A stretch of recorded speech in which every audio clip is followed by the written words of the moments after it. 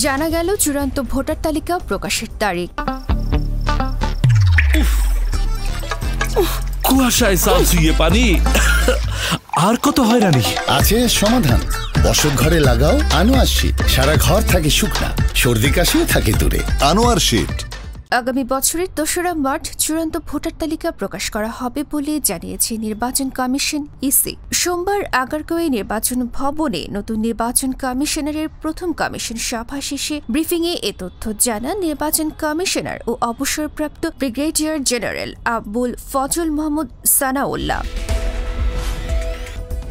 তিনি বলেন, নির্ভুল ভোটার তালিকা প্রণয়নের লক্ষ্যে আগামী মার্চে তালিকা প্রকাশের পর বাড়ি বাড়ি গিয়ে ভোটার হালনাগাদের তথ্য সংগ্রহ করা হবে। তালিকায় ১৭ লাখ নতুন ভোটার যুক্ত হবে বলে জানান নির্বাচন কমিশনার। এর আগে সোমবার বেলা ১১টায় আগারগাঁওয়ে নির্বাচন কমিশন সচিবালয়ে সিইসির সভাকক্ষে বৈঠকটি শুরু হয়। ১৪তম নির্বাচন কমিশনের প্রথম এই সভায় সভাপতিত্ব করেন সিইসি এএমএম নাসির উদ্দিন।